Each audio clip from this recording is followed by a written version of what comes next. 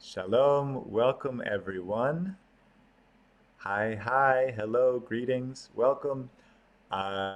Welcome to the first of our 6-part series on the basics of Jewish prayer. I know most of you, some of you we haven't officially met yet, but my name is Jake Ehrlich. I'm the Community Engagement Associate at Congregation Tehilim. We are a Reconstructionist community based in Metro Detroit, which is the unceded territory of the Ojibwe, Odawa, and Potawatomi people. And I want to say that this session is sponsored in part by the generosity of the D. Dan and Betty Kahn Foundation and by viewers like you. So thank you all for making it possible. If folks want to one more note of housekeeping is that we are recording this session and we'll be putting it online, making it distributing it to people for public consumption. So if folks want to be extra careful about that or uncomfortable with that, feel free to be camera off. I think the video will only be showing my face and the screen share, and perhaps others if they unmute and ask questions. But I just want to make sure everyone knows that before we get started.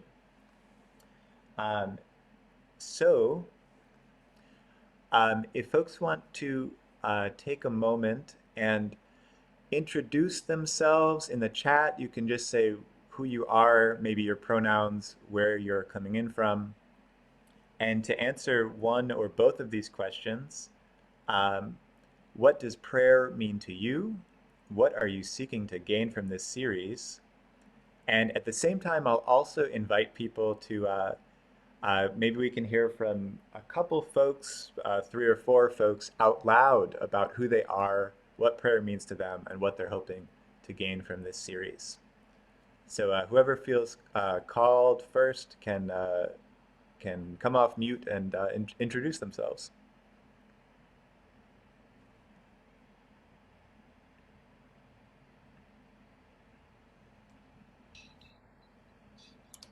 Oh, hi, I won't be shy. Hi, I'm Stacy.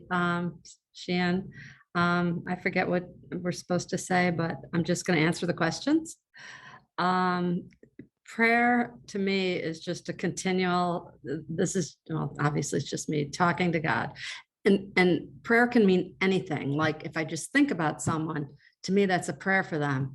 I like to keep it simple. Like, I don't think I have to put anything special on or go to a special house and pray. For me, it's just part of my life. I do like some standard prayers because it helps center me. But then again, I like just the spontaneous prayer. So what it means to me is a connection to life, basically. What am I seeking to get out of this series? It's just something to improve my prayer life. Thanks. Thanks, Stacy. Great to have you here. It looked like Katie was going to come off mute. Was that right, Katie? That's right. Hi, my name is Katie Beasley Suro, joining in from Ferndale. My pronouns are she and her. And prayer to me, very similar to what Stacy said, just speaking with the world, with my community, with my loved ones, with the divine. And what I'm seeking out of this series, I would just like to feel more with the rituals. I converted earlier this year and I'm so happy about it. But I would like to further my knowledge of what's going on in services, because I often feel lost and a little out of place still. Awesome. Thank you, Katie, and welcome. Mazel tov on your recent conversion, and so glad to have you with us. Maybe we can hear from one or two more folks about who they are and what prayer means to them or what they're seeking to gain.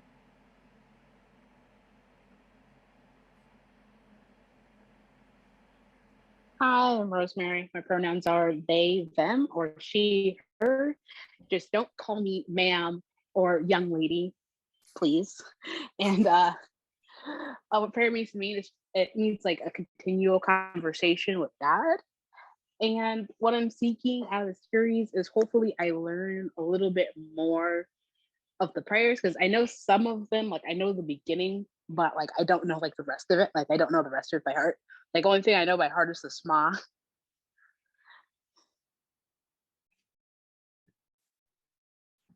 All right. Yeah, we'll be working on some of that. That's great. Thanks for so glad that you're with us, Rosemary.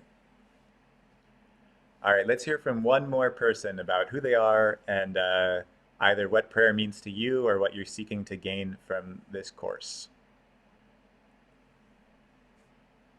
I'll go if you want. Sure, go for it, Ross. Okay. Well, I am a Tehilim member, longtime Tehilim member, she, her pronouns, Ross Schindler. For me, prayer is a way to think and meditate deeply, using the language of the Siddur, the Hebrew or the English or the transliteration, or the language of my heart. And while I have led or co-led services for many years, while Tehillah was lay-led, I want to learn more than I already know, and look forward to this series. And thank you, Jake, for suggesting it and running it and teaching it. Absolutely. Well, it's my pleasure, and I'm really excited to hear about all of your respective relationships with prayer and what it means to you and what you're seeking. And so now's a good time to talk a little bit about what we'll be covering. So, of course, we can't cover everything, but the idea is to give a robust foundation in, in Jewish prayer to empower you to go deeper on your own and to study more and to explore more. So here's kind of the framework of what we'll be covering. This was included in some of the email communications, but we'll just talk through it as well. So week one, which is tonight, so this is a 6-week course.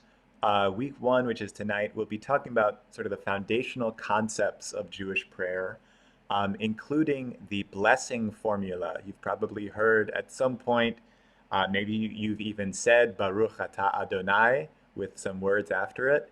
And so we'll be digging into some of that tonight. Next week, we're going to be talking about the service structure. So Jewish prayer is not just something that's spontaneous, not just words from the heart, and not just something that happens, I believe the word is extemporaneously. It doesn't just happen at any time, but there are set times of prayer and set services, set orders of prayer that happen.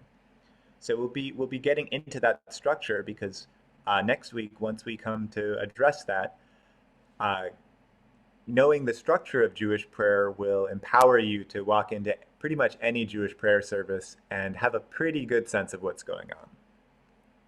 So we'll want to be taking time with that.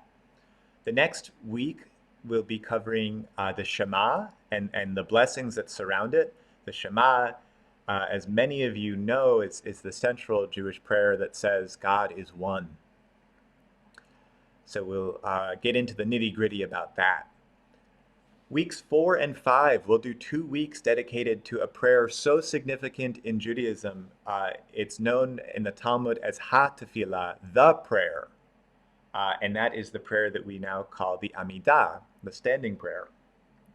So we'll spend 2 weeks on that, really trying to get into not just the nuts and bolts of the so-called keva, the brass tacks of it, but also the kavanah, the spiritual meaning of it.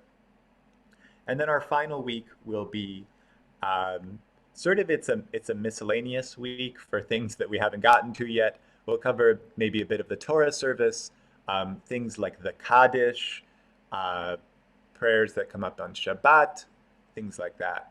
And we can certainly use that time as well to cover things that we haven't addressed that are relevant to your interests.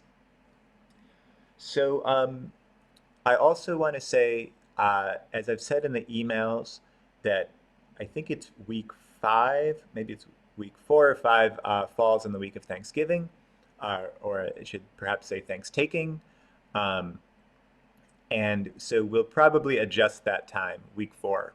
Yeah, so we'll probably adjust that meeting time, but stay tuned for information about that. And just off the bat, I do want to say that this class is tailored for beginners. So some folks who are more experienced practitioners may find that they already know what's going on.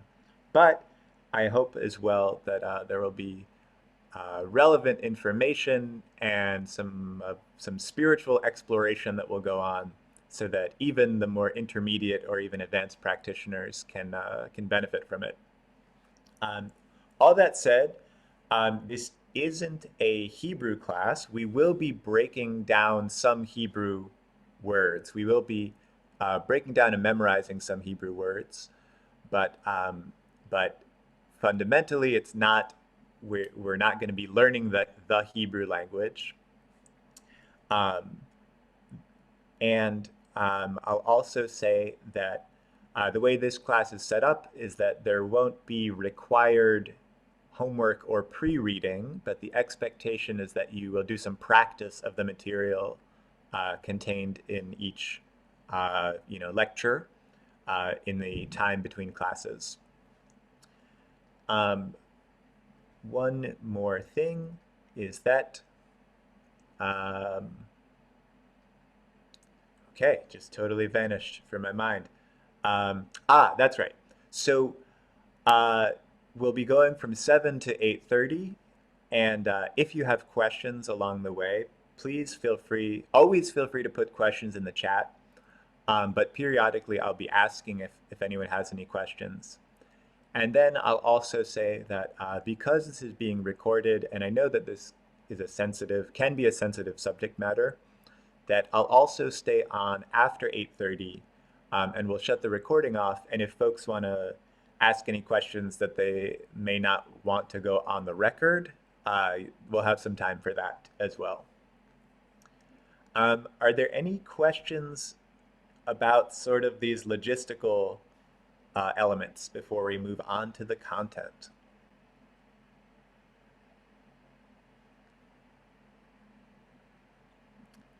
Okay, that can be a good thing. Alrighty, so let's get into it. We'll start with a little bit of Talmud, a little bit of rabbinic tradition about prayer, asking what is prayer. So can someone read in the English for us where it says to love the Lord? Sure, I will. Thanks, Rosemary. To love the Lord and to serve him with all your heart, Deuteronomy 11. 13, what service, Amidah, is done with the heart, one must say the tefillah, prayer. Yes, thank you. So there's this, the Talmud is, as you may or may not know, the Talmud is a vast compendium of rabbinic conversations, extrapolations on various aspects of Jewish law. Some of it also, as we might expect, engages with the words of the Hebrew Bible and seeks to explain them. So in the Hebrew Bible, in the Torah, where there comes this verse in Deuteronomy, to love le'ahava et Adonai Elohechem u le'avdo bechol lebavechem. To love the Lord, to love God, the Eternal One, and to serve God with all your heart. So they ask, what service, what is this avodah that is within the heart? And they answer, one must say, this is tefillah. Tefillah is the Hebrew word for prayer. So that's what we'll be talking about here. So this is kind of our most common Hebrew word for prayer, tefillah. Some people pronounce it with the accent on the last syllable, tefillah. Some people pronounce it with the accent on the middle syllable, tefillah. It sort of becomes anglicized in that way. But as you probably know, the word prayer is not Hebrew. It's not sort of a Jewish term. So we'll see that there are other Jewish terms to describe this phenomenon that we have described in English as prayer. So this word tefillah, it comes from the three-letter root of taf, fe, lamed, TFL, and that means something to do with judgment. Now, in the verb form, lehit palel is reflexive, which means that it's something that you're doing to oneself. You're doing to yourself.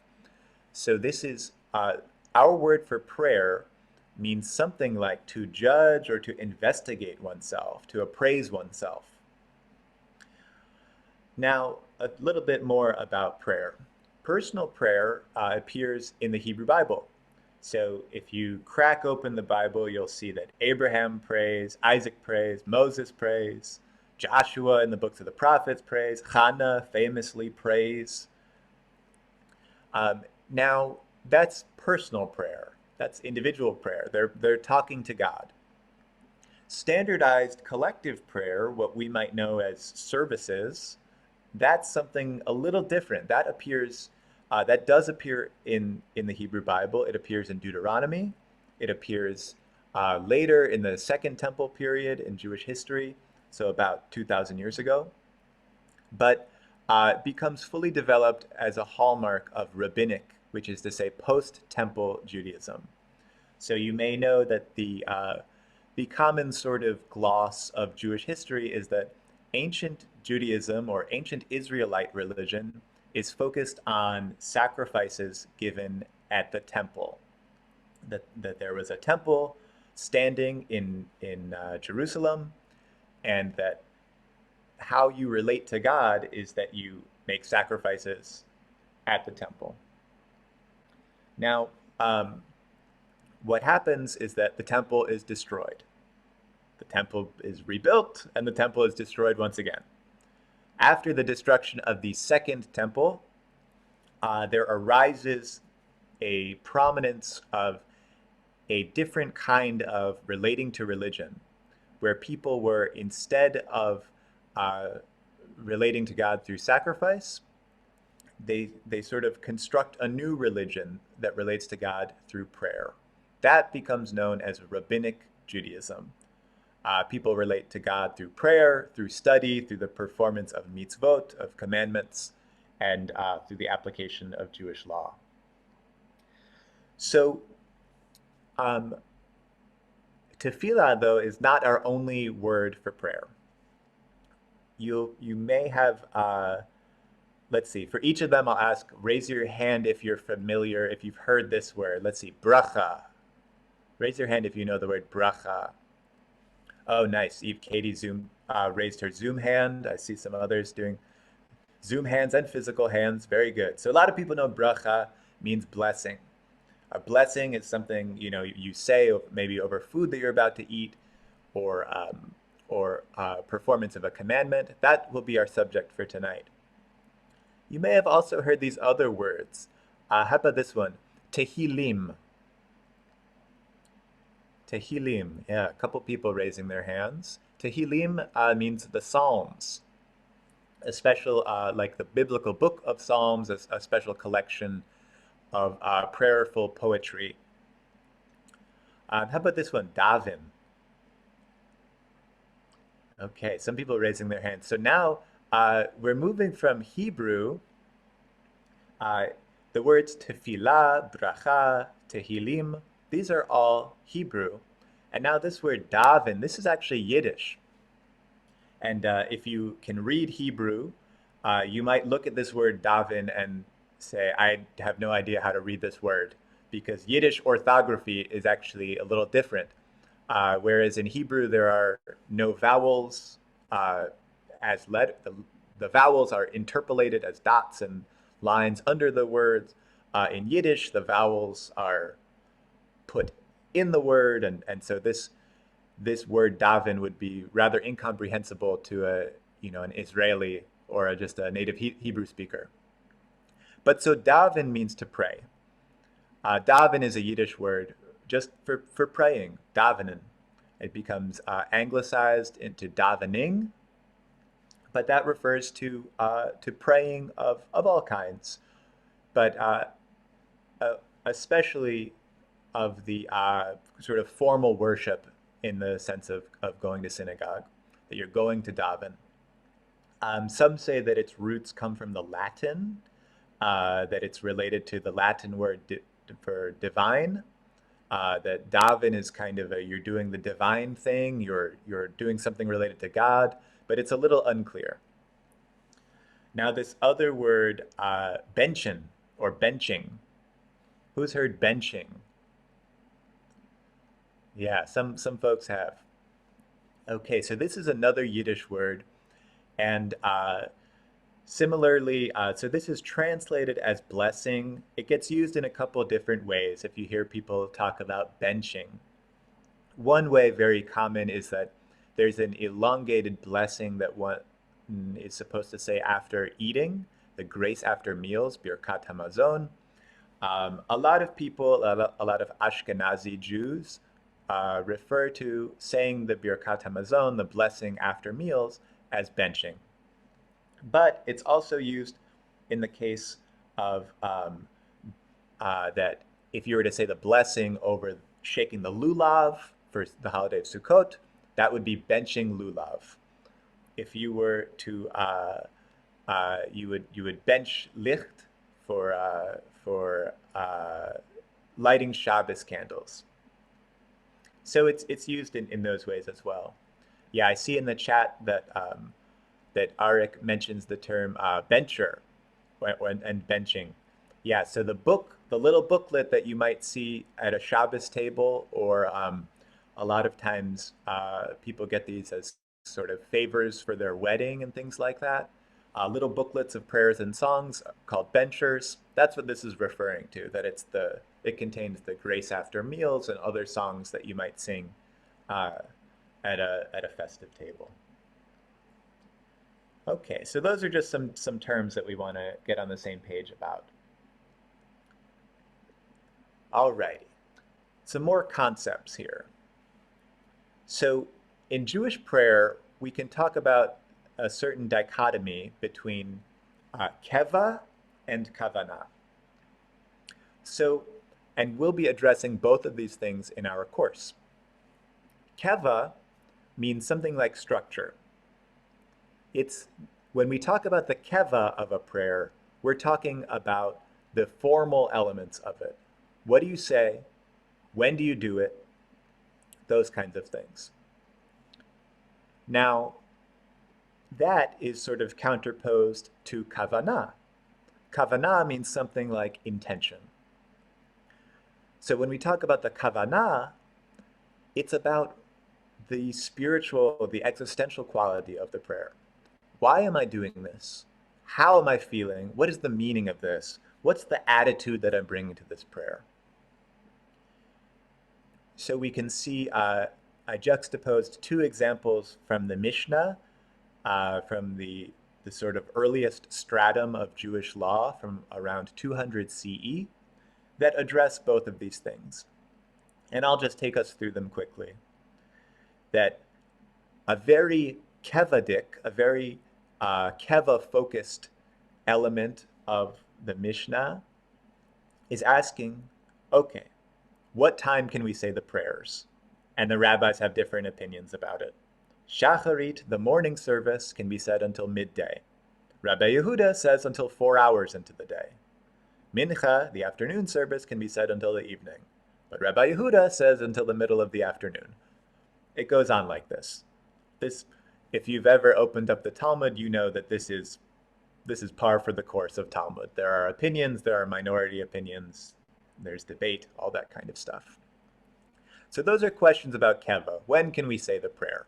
Because it matters. It's not just willy-nilly. It matters. There's a time that you say it. Kavanah, however, has to do with the spirituality of it. So here's a little bit of Mishnah from that's addressing more of a kavanah concern. The Mishnah says, one should not stand up to pray unless he is in a serious frame of mind. Leaving the original gender element intact here. These were men writing mostly for men. We can address that at another time.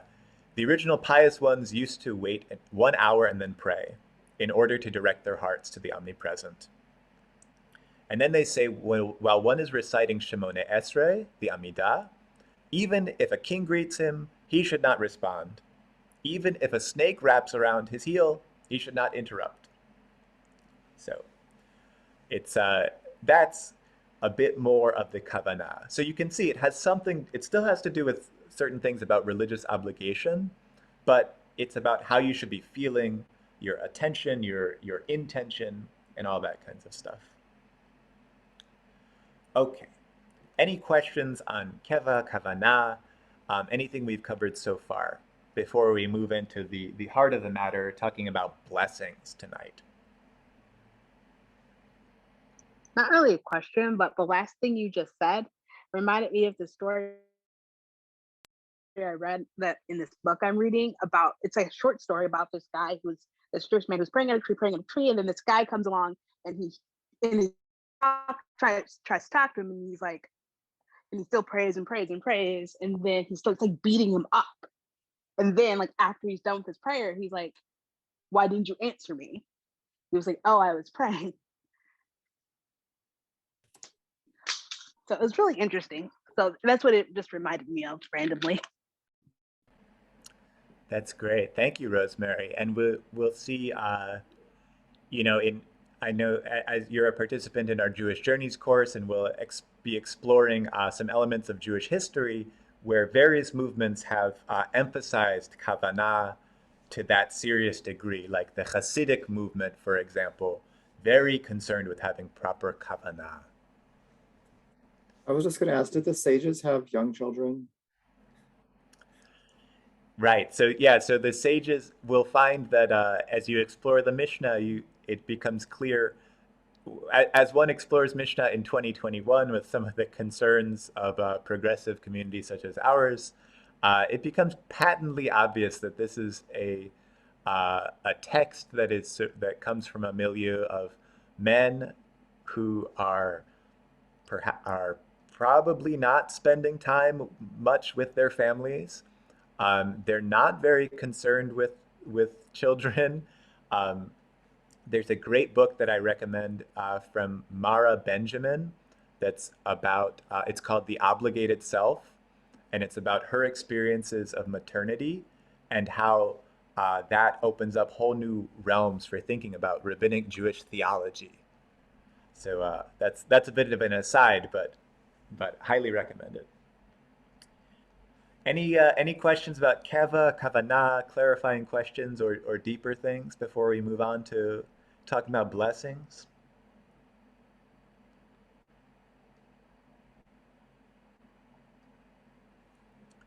Okay, let's get into it. So we'll talk about the basics of blessings.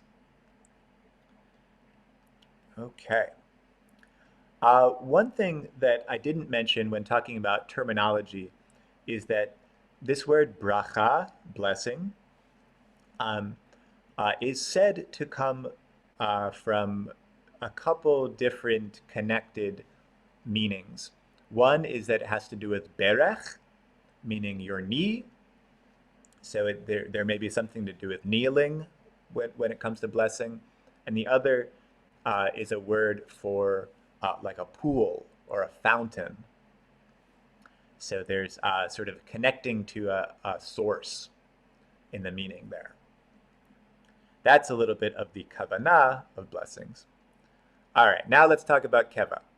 Let's get back to our keva here. We'll start at the structure. So most traditional blessings, traditional Jewish blessings, begin with the same 6 words. Someone want to come off mute and read these 6 words in the Hebrew for us? I will. All right. Baruch atah Adonai Eloheinu melech haolam. Exactly. Right. So raise your hands if you've heard those words before. All right. Most of us, and I even know that some people who aren't raising their hands have indeed heard them before. But that's okay. Cool. So those are pretty familiar. Baruch atah Adonai Eloheinu melech haolam. All right. Now, let's take that word by word. So we have Baruch. Like we said, this is blessed, blessed. So we're in an adjective form here, Baruch. Atah, are you. Atah means you. It is the second person singular masculine form, you. So if you are someone who prefers to say your Hebrew blessings in the feminine form, that is to say directed to a feminine, you might say at, which is feminine, second person singular feminine. We'll talk more about different approaches to blessing a bit later on in the series. So we have Baruch atah, blessed are you. Adonai is our name of God. You may or may not know that Jewish tradition says that there are many names for God, and that the sort of holiest of holy names for God is the 4-letter name of God, Yud, He, Vav, He, which is not to be pronounced except by the high priest. In the days of the temple, the high priest would pronounce it standing in the Holy of Holies of the temple on the holiest day of the year, at the holiest time of the day, and would whisper this secret protected tradition of proper pronunciation of the 4-letter name of God. Following the destruction of the temple, that custom is no more, and Jews, in fulfillment of the commandment to not take God's name in vain, scrupulously avoid the unnecessary pronunciation of divine names. And so rather than using this 4-letter name, Jewish prayer pretty much, for the most part, the most common God name that we use is Adonai. Adonai means my Lord, my master, something like that. You'll also even hear that a lot of times Jews will further protect the sanctity of God's name by saying something like Hashem, which means the name. This is also why some Jews, while writing in English, will write G-D instead of writing God. So God is, little spoiler, God is not God's name. According to Jewish tradition, God's name is not G-O-D. You don't have to worry about that one. But it's a little bit of extra piety to do the G-D. Okay, so that's where the name of God goes. And then Eloheinu, our God, Melech Haolam, King of the universe. So I actually just learned this today, but in the Torah, when we see the word olam, that refers to infinity in a temporal way. Olam really means forever. So in the Torah blessings, if we see olam, that means forever king, eternal king. Later rabbinic tradition adds a spatial element of this as well, so that it means olam is the world, and so melech haolam is something like ruler of space-time or king of space-time. Okay. So some examples of this. We have, let's see, could I get a reader for this first blessing where it says Baruch atah Adonai, the top of I the can if you like. Go for it, Lee. Baruch atah Adonai Eloheinu melech haolam hamotzi lechem min haaretz. Blessed are you, Adonai, our God, ruler of the universe, who brings forth bread from the ground. All right, and who knows when we say that, or who said that one before? Who knows when we say it? Over challah. I know. Over Yeah, go challah. for it. That's right. So we say it over challah. You probably said it Friday night, eating challah at some point. That blessing is also traditionally said over eating any kind of bread. So it's not just the challah blessing, but it's the bread blessing. All right, let's try this this next one below it as well. Could we get a reader for that?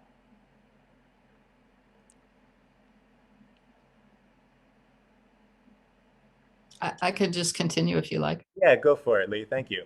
Sure. Baruch atah Adonai Eloheinu melech haolam. This is my favorite, and the first one I learned, by the way. Borei peri hagafen. Blessed are you, Adonai, our God, ruler of the universe, who creates the fruit of the vine. That's right. And when is that blessing said? Anyone can call out. I want to say it over wine. Kiddush. Yeah, exactly. Yeah, saying Kiddush, making the blessing over wine. Exactly. And so one thing that may be a little tricky, that once you get into some of the keva of blessing practice, is that though the blessing says the fruit of the vine, it doesn't refer to any old fruits of the vine. It's not what you would say off of on watermelons and pumpkins and things like that. It's actually not even what you would say over eating grapes. It's just on wine and grape juice. That's a little that goes a little deeper than we'll be going tonight. But so let's practice this 6-word formula. So we're going to try giving a blessing using the Hebrew intro, and you can fill in the blank for an English closing.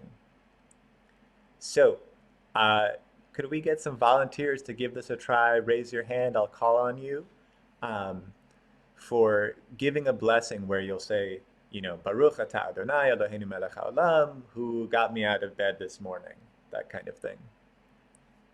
Okay, Rosemary, give it a try.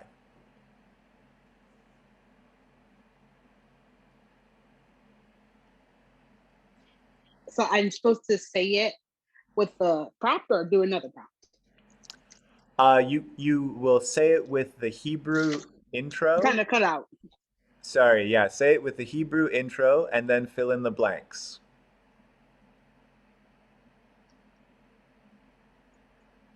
Okay. Baruch atah Adonai Eloheinu melech haolam.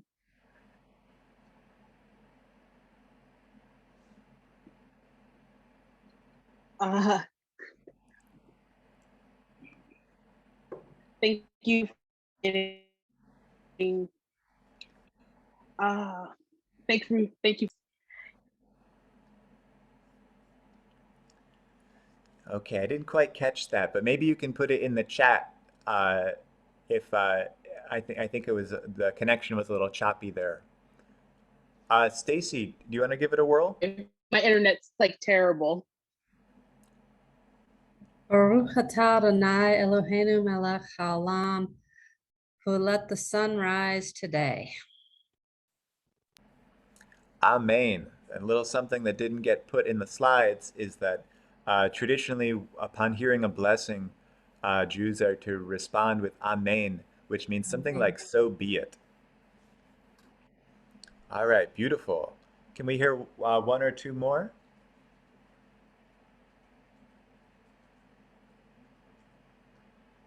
I can try.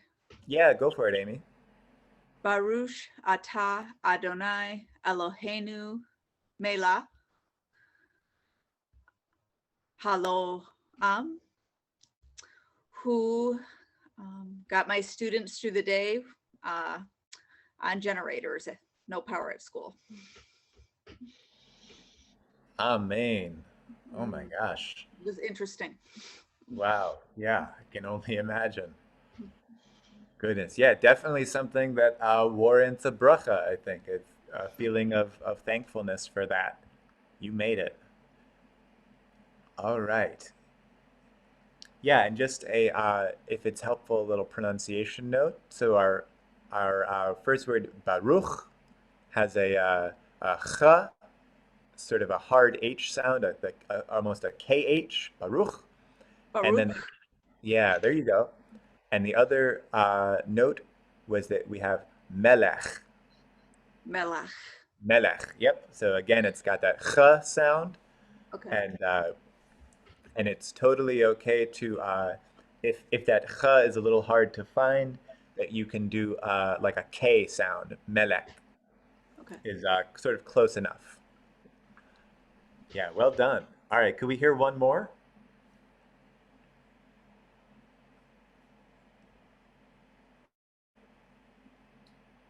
I'll do it, Bobby. Yeah. Go for it, Bobby. Baruch atah Adonai Eloheinu melech haolam, who provided food for my table. Amen. Amen. Thank you, Bobby. Wonderful. So part of the idea here, in addition to getting our mouths accustomed to making these sounds, is to get a sense of how these blessings work. So they start off in the second person. Blessed are you, Adonai, our God. And then it kind of moves to this descriptive element or descriptive action that's sort of in the third person here. Who did X, Y, and Z? Who does this? Who creates the fruit of the vine? Who puts food on my table? That kind of thing. So that's kind of a standard for how the blessings work. Okay. Does anyone else want to try while we're on our practice slide? I saw Ben, you had your hand up. Yeah. Baruch atah Adonai Eloheinu melech haolam, who gave me a lovely therapy appointment today. Amen. Amen. And this is a great example because part of what I like about your example is that very similar to the motzi. So we did hamotzi lechem min haaretz, who brings bread forth from the ground. And when we think about how bread is made, it's not really God just bringing bread forth. It doesn't just kind of come from the ground and pop up and then there's a loaf on our table. No, it's, there's wheat, it gets milled into flour, the flour gets processed into bread, that, we gets delivered places, we pick it up from the store. There's all these forces that go into making it happen. And yet there's a direction of giving, sort of dedicating that to God. And so similarly, to say a bracha on having a great experience at therapy is it's not the case that just God came and delivered it. So many factors went into that, including you yourself and your therapist and probably the weather and what you ate today and all kinds of things like that. I love that. Yeah, great. So great work. I think this is showing, this is kind of what blessings are all about. All right, so we're getting the hang of sort of the basics. We're going to go a little bit deeper. Now, if blessings are connected with a specific mitzvah, a mitzvah is a commandment. You may have heard mitzvah kind of colloquially referring to a good deed, but in its sort of technical religious meaning, mitzvah means a commandment, something that is understood to be a ritual obligation commanded by God or set by rabbinic tradition. So if the blessing is connected with a specific mitzvah, it continues with another phrase that is probably familiar to you folks. Asher kidshanu b'mitzvotav vitzivanu. So we had our 6-word intro, and now we have this sort of optional, or it's not optional, but a sometimes included 4-word next part.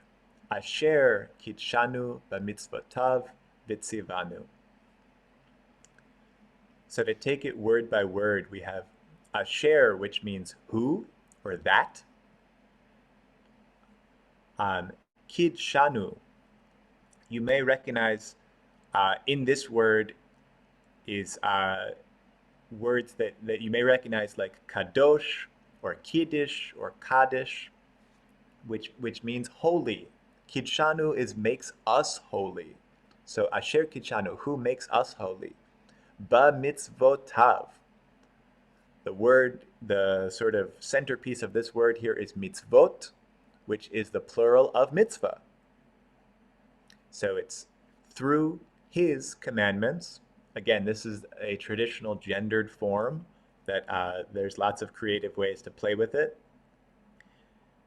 If you were to say through her commandments, you would say b'mitzvoteha. But we can explore that more later on. So b'mitzvotav, through his commandments. Vitzivanu. This is, you may see a little chunk here if you look at the right side of the screen at b'mitzvotav and vitzivanu.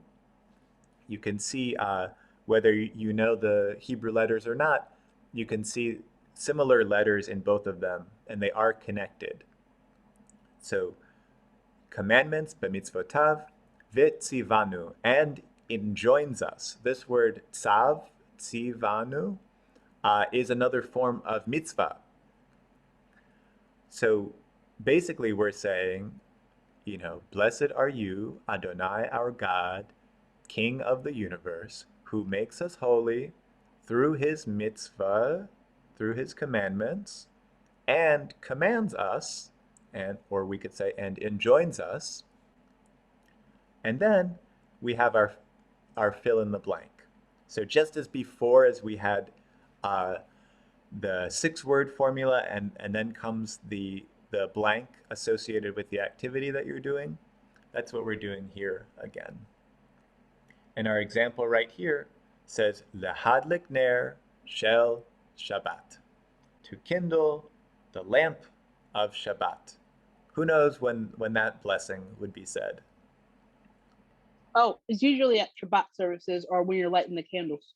That's right. There you go. Yeah, and the thing is about these brachot, about these blessings, is that even though that the Hebrew itself may be kind of opaque to you, but once you kind of build a rudimentary Hebrew vocabulary, you'll start seeing, the blessings are, for the most part, not trying to trick you.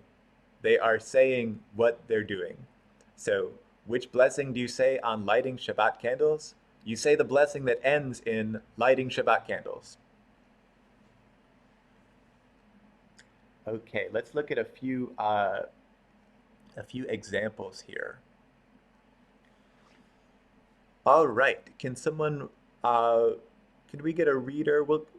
Someone to read both of these blessings for us? So we'll start. Yeah, Arik, go for it. So start at the top of the slide, and then you'll fill in the blank with each of the boxes below. Baruch atah Adonai Eloheinu melech haolam asher kitshanu b'mitzvotav v'tzivanu la'asok b'divrei Torah, to occupy ourselves with words of Torah. Baruch atah Adonai Eloheinu melech haolam asher kidshanu b'mitzvotav v'tzivanu al achilat matzah. The eating of matzah. It's a Pesach blessing. That's right. Yeah. So the first one, la'asok b'divrei Torah. If you come to our Wednesday noontime, lunchtime learning, you've probably heard this one, la'asok b'divrei Torah, that there's a blessing that we say before you study Torah. And if you've been to a Passover Seder, you may have said this, al achilat matzah, blessing on the eating of matzah. Now, if you've been to a Seder, you may know that when it comes to eating matzah, there are two blessings that are said. So one of them, and we've actually learned them both already, we've discussed them both. One of them is hamotzi lechem min haaretz, and the other is al achilat matzah. Now, who can, let's see, can anyone tell me why are there those two blessings? What does each of those blessings do when it comes to eating the matzah?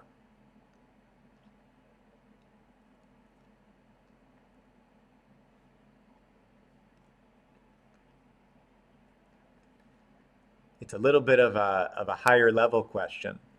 Is one for the bread and one for the eating? Pretty much, yeah. One, and I would just modify that a little bit. One is for the eating. One is for the bread. One's for eating it. Hamotzi lechem min haaretz. You have your bread. The other is for the mitzvah, the specific commandment about al achilat matzah. So there's a specific commandment about eating matzah, and that's why we say that blessing. That's why the al achilat matzah includes asher kiddushanu b'mitzvotav v'tzivanu. Okay, can anyone think of does that make sense? The differentiation between those kind of two types? All right, can anyone think of let's see, other kinds of Jewish religious activities that you think or know or feel has an asher kiddushanu b'mitzvotav v'tzivanu blessing associated with it? What are some other Jewish things that might fit that bill? Lighting the Hanukkah candles. Yeah, exactly. Lighting the Hanukkah candles. And that's a good timely one. Hanukkah is early this year, happening in the midst of our class. Actually, one of our classes it'll be Hanukkah for it. So we maybe even can say that one together. But the Hanukkah blessing is Baruch atah Adonai Eloheinu melech haolam asher kiddushanu b'mitzvotav v'tzivanu lehadlik ner shel Hanukkah. So it even follows the same formula as the Shabbat blessing, except we're saying lighting the lights of Hanukkah instead of Shabbat. And that formula that's the candle lighting formula that is used for all of the holidays that involve lighting candles. Not all of them get filled in with the specific name of the holiday. Some of them, for example, Rosh Hashanah, you would say Shel Yom Tov. So that's a little something that might be a little bit of a curveball. Jane, can I ask a question about that? Yeah. I know the Yom Tov, but what about for a Yardside candle? So there is, to my knowledge, there's not a specific bracha, blessing for lighting a Yardside candle. And part of the reason there is that it's not a mitzvah, it's not a commandment to do so. So it's not an obligation. It's not considered a ritual obligation to do so. It's considered a custom. So there are Jake? plenty of beautiful things that you could say while lighting a Yardside candle, but there wouldn't be a specific blessing for it. Jake, Yeah, does Elijah? that mean that Motzi and Kiddush are not commandments either? So that's a great question. So the eating of bread on Shabbat is not a commandment. So that's why it just gets hamotzi lechem min haaretz, and you're saying it because it's time to eat the meal. Now with Kiddush, you may know that there's the short Baruch atah Adonai Eloheinu melech haolam borei pri hagafen. That's just the blessing on wine. You would say that anytime you're drinking wine. But then perhaps you may know that there's a longer, sort of paragraph-long blessing, Baruch atah Adonai Eloheinu melech haolam, that includes Asher kitshanu b'mitzvotav v'ratzavanu, and that blessing is the one that is that involves the commandment. So it's sort of similar to the matzah example, that there's part of it that's on the eating, part of it's just on the consumption, and part of it's for the ritual component. Why is only for the fruit of the vine has that long blessing? The other ones don't. Yeah, so again, that's part of that's part of sort of the ritual blessings that go along with that's basically a special blessing called the kiddush. So the thing to differentiate is that if you were just drinking wine on, Sunday morning brunch, it's just like because you're chilling and you're having some wine, you would just say Borei Pri Hagafen.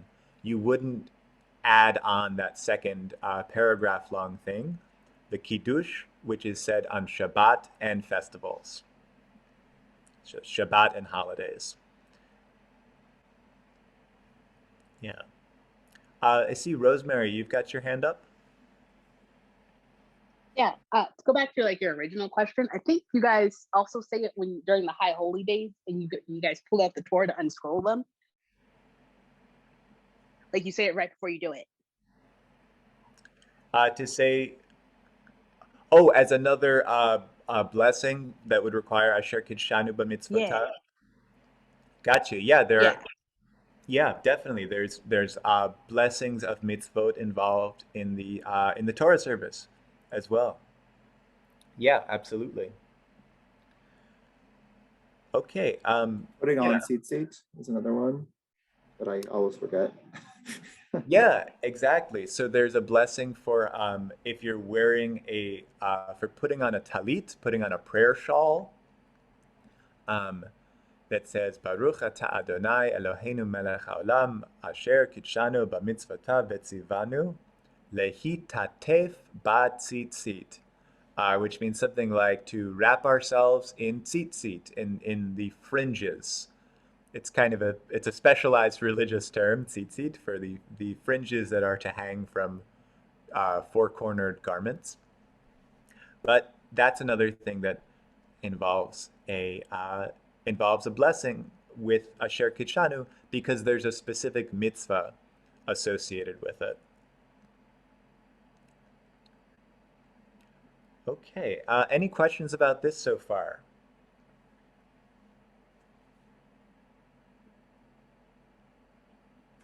I was just going to say for people whose observance includes wearing tzitzit daily, like the undershirt that has fringes on it, would someone say that blessing when they're getting dressed, basically? Yeah, you would say it for the you would say it while you're putting on the talit katan, the undershirt talis, and then there would be a different. And then there's some other prayers that are part of putting on if you're wearing the undergarment and the big one over it, there's some other some other prayers as well. Actually, I may be wrong about that. I'll have to check my Siddur. The Talit Katan might take Al Mitzvat Tzitzit, whereas the Talit Gadol takes Lahita Tef Bat Tzitzit. I can check that and get back to you.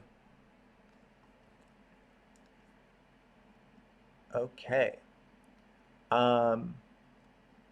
Any more questions on this before we explore a few more elements?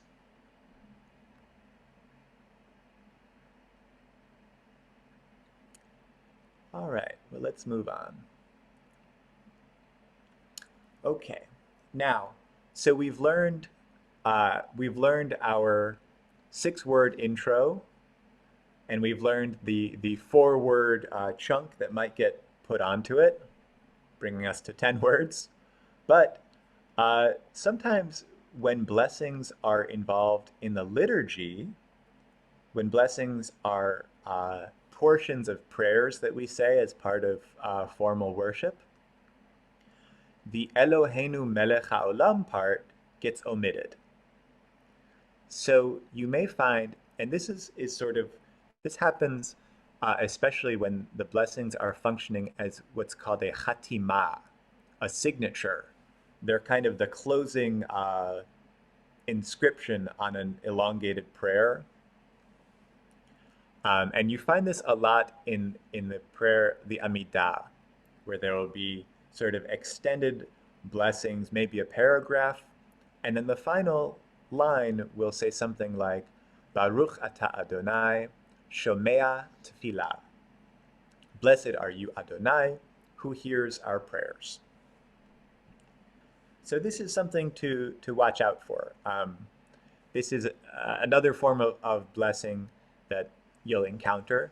I think most of the time, these blessings that omit the Eloheinu melech haolam part are sort of not independent blessings. So they're connected with a larger chunk of prayer. And this is sort of just an encapsulation, a reiteration, a little final sealing of the blessing that happens. Now, also in the Amidah, we'll see something else that happens, which is that the Baruch ata Adonai actually can get extended. So the Amidah's introduction includes Baruch ata Adonai Eloheinu, and then instead of saying Melech HaOlam, it says Ve'Elohei Avotenu. Blessed are you, Adonai, our God, and God of our ancestors. Now, traditional liturgy then recites Elohei Abraham, Elohei Yitzchak, Elohei Yaakov, which means the God of Abraham, the God of Isaac, the God of Jacob. And egalitarian practice includes the Elohei Sarah, Elohei Rivka, Rachel, Leah, Sarah, Rebecca, Rachel, and Leah. These are naming the ancient spiritual ancestors of the Jewish people, whose stories are told in the book of Genesis, the book of Bereshit in the Torah, which we're in right now if you're looking to do some Torah study. And I'll also add that in more contemporary practice, we may also see the Elohei Bilha Vilzilpha, who are the names of Jacob's. Jacob has 4 wives, and only 2 of them are mentioned because 2 of them, Bilha and Zilpah, are the maidservants, or in some readings, the slaves of Rachel and Leah. So sometimes their names are added as well. But we see, all of this is to say that there are some variations where we can see that it's not always Baruch ata Adonai Eloheinu melech haolam.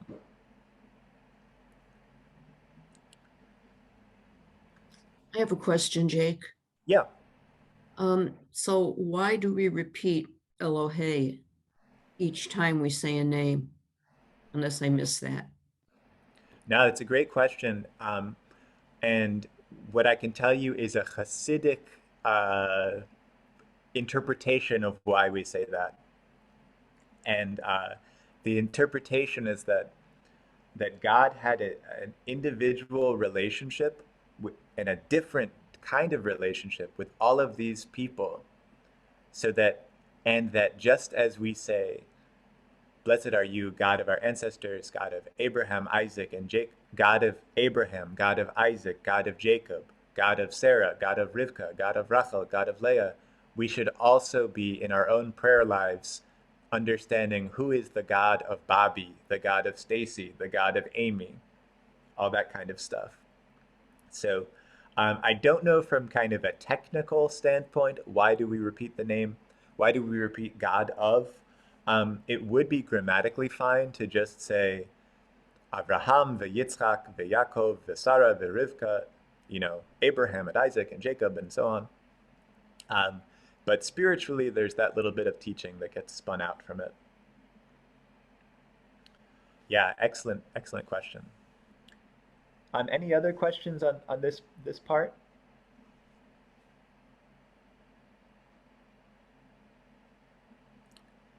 Okay. Oops.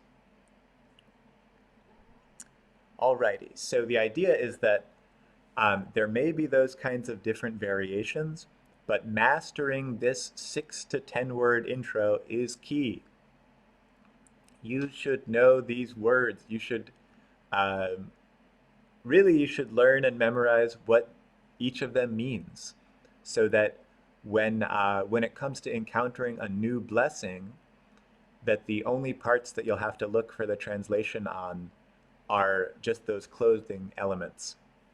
So you'll see something like Baruch Ata Adonai, Ga'al Yisrael, and you can just look at the Ga'al Yisrael part because you already know that Baruch Ata Adonai means blessed are you, Adonai. Blessed are you, God.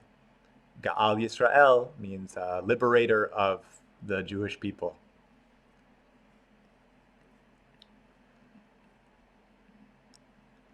Yeah, so I do highly recommend practicing these 6 to 10 words, committing them to memory, and it will make things a lot easier. Yeah, Arik. So about the word kachanu, maybe it's going a little deep, but what does holiness mean in this context? What does being made holy mean? Is it just being different, or special, or what's kind of the take on that? Yeah, so that's a great question. So the Hebrew root, the word that we're talking about when we talk about holiness in Hebrew is kedusha. Kedusha means holiness. Kadosh means holy. Kiddush, what we say for the extended blessing on wine, means something like sanctification. Kaddish, which you know of perhaps as the mourner's Kaddish, famous Aramaic prayer, it's just the Aramaic version of the same word for something relating to sanctification. And so these Hebrew words share in the Latin sort of symbolism behind the notion. And what I mean is that Kadesh, Kedusha, when we look at the word and how it's used, fundamentally it has something to do with being set apart. And as I understand it, the Latin is the same for things like sanctification or sanction, how it can mean to permit, but to forbid, it means somehow something is set apart. So there's an element of that which is kadosh is set apart, compared to that which is chol, which sort of means normal or everyday, but also means sand. And if you think about like a desert people, the everyday matter of things is, oh, there's sand, there's chol.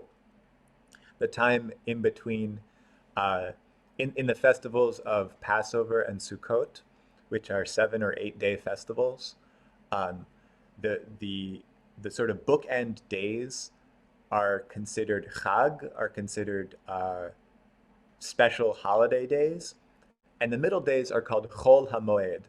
They're the chol of the festival. They're the sand in the festival. They're the everyday stuff.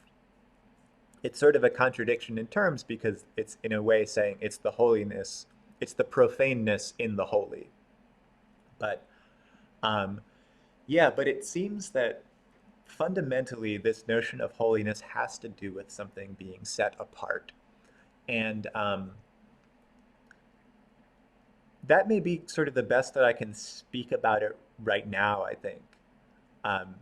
But the idea is that if we sort of get ourselves into the heads of the ancient Jewish tradition and the rabbinic traditions that build upon it, that the whole kind of theme is that the Jewish people have some kind of special relationship with God, such that God tells the Jewish people to do certain things that may not always make sense, but those are the instructions. And so so the notion of being set apart, that there's somehow distinctiveness attached to it, is sort of central to the blessings. So did that help clarify at all? Yeah, it does. And it's interesting to think about how set apartness doesn't necessarily mean perfection. I mean, lots of times when you hear the word holy, you think perfect and like some platonic ideal or something, but it's kind of interesting. I mean, who knows, maybe Kadosh gets deployed that way too, but the core of it is being distinctive. It's interesting. Yeah, that's a great point. And I should say also that there is an element of some kind of elevation or specialness or extraordinary nature of it, that like God is kadosh, that the angels in heaven or wherever they are, they go around chanting kadosh, kadosh, kadosh. God is holy, holy, holy.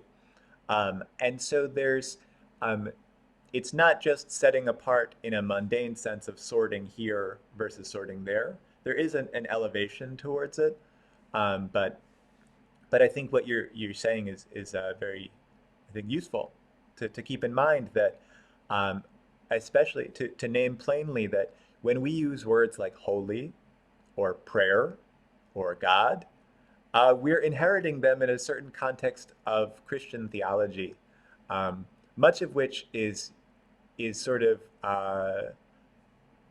not even so clear to us as we use it. We may not even, understand the degree to which we think of an angel in a certain way, and that might not actually be how the rabbis, 1,500 years ago thought about angels and all that kind of stuff. And so when we think about holy, it's the same thing, that we have certain ideas about what goes along with that may or may not harmonize with sort of traditional Jewish ideas. But it is also worth saying that traditional Jewish ideas have always existed in conversation and tension and dynamism with those Christian and non-Jewish ideas. Raz? I was very interested in Eric's question. I was thinking also of the concept of chosenness, which Reconstructionism rejects, as we all know. And I was wondering whether the way in which these words come together, focused in a traditional biblical, traditional Jewish way, with regard to chosenness. That said, I believe I remember correctly that Mordechai Kaplan, who founded Reconstructionism, focused on not on a universal God, on a traditional God, but on the godliness within each of us. And I'm wondering whether that could be related in some way, or maybe that's a stretch. I'm not sure. Yeah, I think there's a lot of good stuff there. We we'll touch on later on in the series about some of the changes made to liturgy to especially to grapple with chosenness. Reconstructionism famously changes traditional Hebrew to such that the blessing for being called to read Torah does not say who chose us from the nations, but says who called us to the service of the divine. Right. But I think we can also see in this blessing that in Asher Kidshanu B'mitzvotav, that it's not that God is setting us apart, but it's that we are engaging in practices to make ourselves holy, to make our lives holy, to uplift ourselves. That's a great contribution.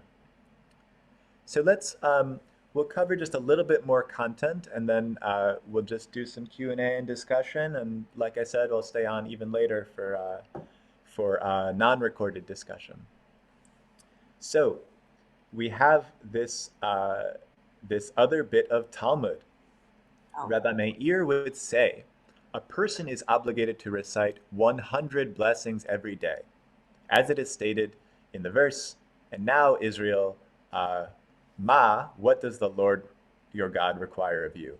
And this needs some explanation, but Rabbi Meir reads this verse, instead of reading it as Ma, what does Adonai require of you? He says that it should be read as Me'ah, 100.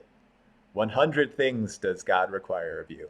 So he says you should say 100 blessings each day. So there's a question here. How do you meet this quota? Some of us, if we say any blessings, we're only saying a couple every week. How are we going to meet this quota of 100 blessings a day? So here's how. Here's a way that you can get close. One is through formal prayer. So 3 times a day, traditional Judaism involves the recitation of the Amidah. The Amidah is also known as the Shmoneh Esrei, which means 18. And it's known this because it contains 18 blessings. It actually contains 19 blessings because they added one. So 19 blessings 3 times a day. Let's see, that gets you to 57. Now, before and after eating, sometimes after eating, there are different blessings to be said. So these are the kinds of blessings, and I'll send out some resources to help you practice this stuff. But these are the categories. You got bread, that's the motzi. You got wine, that's borei pri hagafen, or grape juice. Then you have borei pri ha'adama, which is the produce of the earth, pretty much vegetables.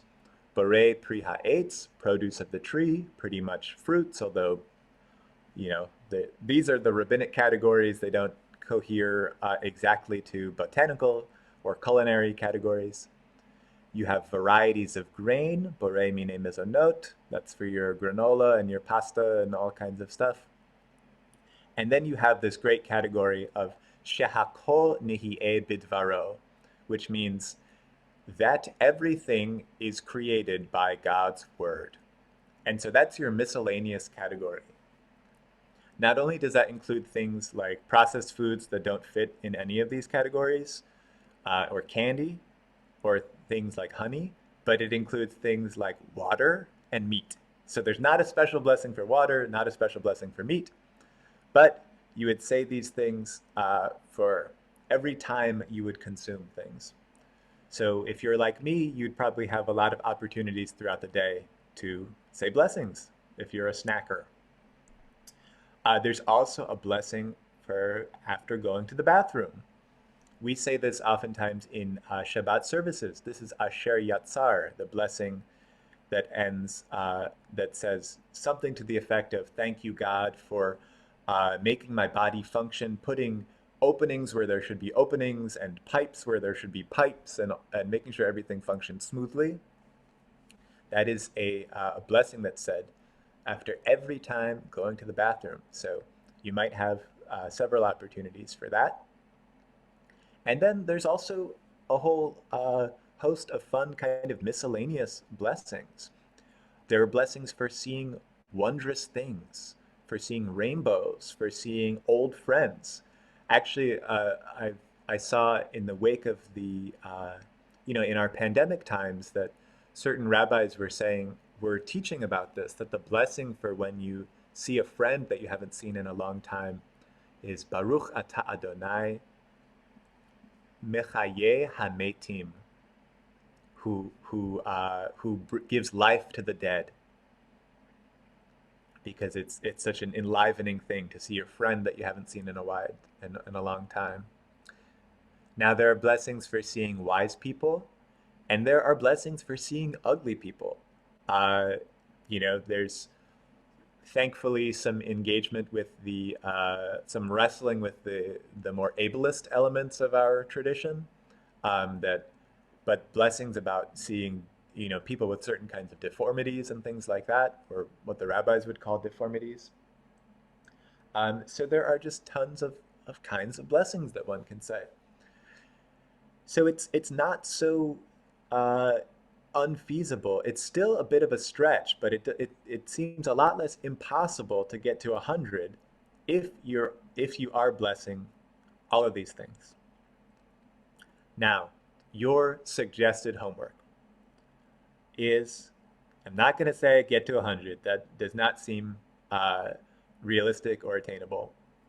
But set a goal for yourself. Set a specific, realistic, measurable goal for yourself. And I would say for this, use the Hebrew intro, and you can complete it in Hebrew or in English. I'll send out some resources for sort of the list of blessings, your blessing cheat sheet. But even if you just get into the practice of saying blessings, Baruch ata Adonai, who helped me have a good time in my prayer class. Amen. That counts. I'll say that counts. It gets you into the practice, it gets you into some of the mindset of blessing, to connect with it, not just on the level of keva, of the how to do it, but on the level of kavanah.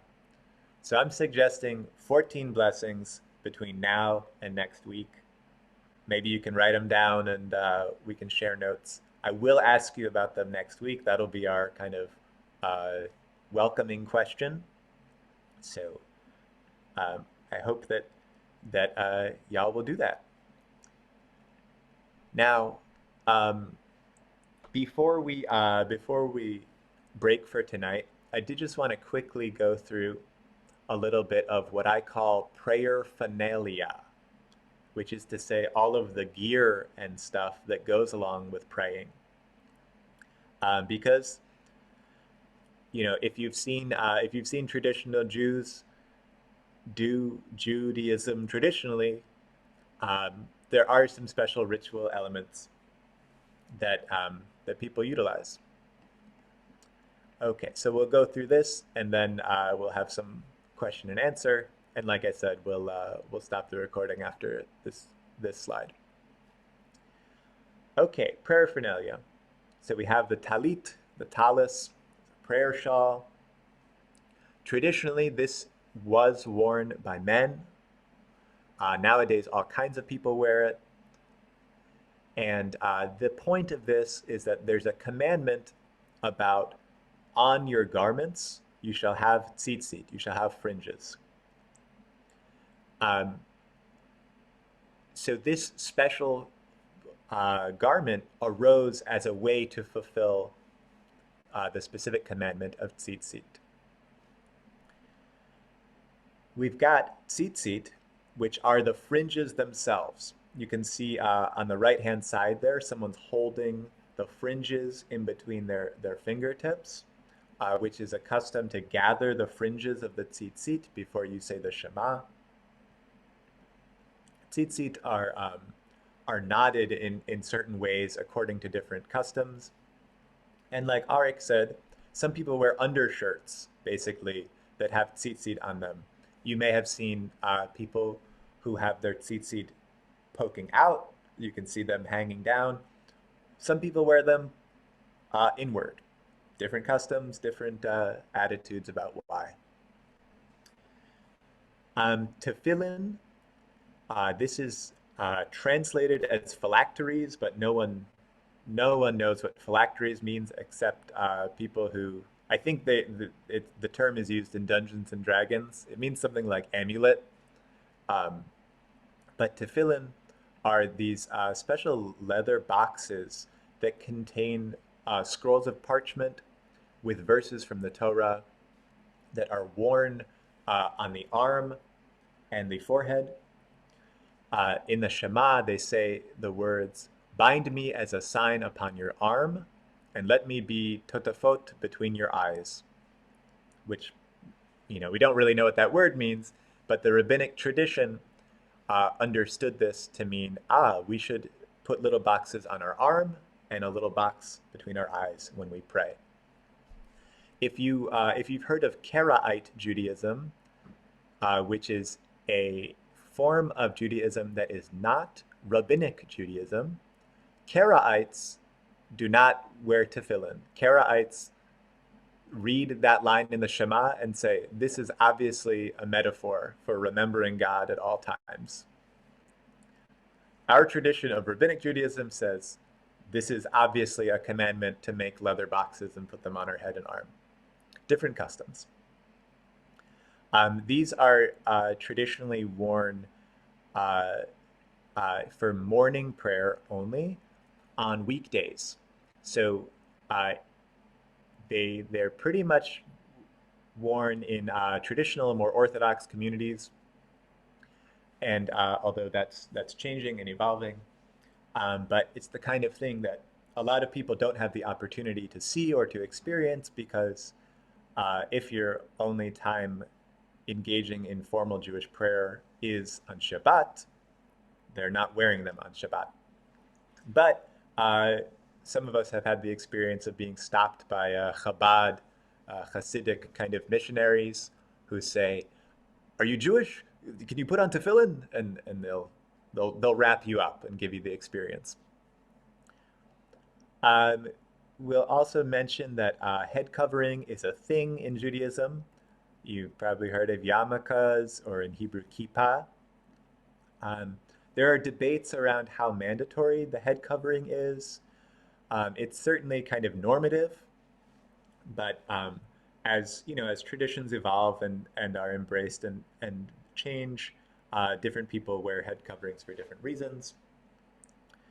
But it is worth noting that tzitzit, the commandment of tzitzit, comes from the Torah, that you shall have fringes on your garments.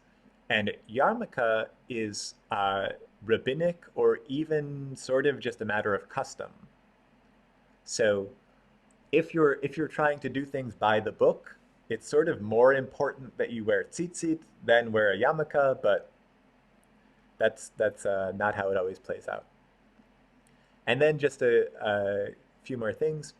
One is that you may have seen to the bottom right a certain ritual object that's a special kind of cup for netilat yadayim, the washing of hands, a ritual washing of hands, which is traditionally mandatory before eating bread.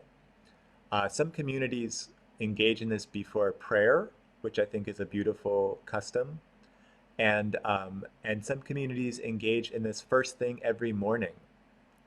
And in Yiddish, this is known as Negelwasser, which I think means finger water, if I'm correct. So there's that. And then finally, oh yeah, Raz? Yeah, I was just going to say, I wonder, Nagel is actually, if it's taken from the German, which it looks like it could be. I mean, it's German and Yiddish are often very close. Nagel would mean nails, not fingers, but nails. Right, there you go. Yeah, I think that's correct. Yeah, and then so finally, our last bit of paraphernalia is the Siddur. Siddur comes from the word seder, which means order. So the prayer book is the order of prayer. It's the map for the journey. What do you say and when?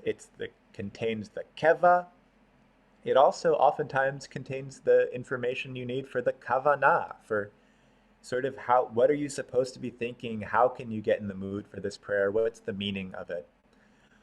But it's worth pointing out that the prayer book is the map for your journey, and you don't need a prayer book unless you need one, in which case it's fine. And most people use them even if they don't need them. So a lot of people, especially in the Orthodox world, have a majority of prayers kind of committed to memory and can just kind of recite them. But they may find that looking at the words on the prayer book helps to focus their concentration. And that's certainly a good thing. There's lots of different kinds of prayer books, as you may know. Next week we'll talk about things that, though there are many different kinds of prayer books, next week we'll talk about some things that are pretty much consistent regardless of what prayer book you're looking at, which is the structure of services, the 3 services a day, that kind of thing. Okay. Well, we've reached, we've touched on all that I was hoping to touch on tonight, and so now we'll say farewell for now. We'll stop the recording, and then we'll just have some free-form question and answer if folks want to stay on. Thank you all. Thank you.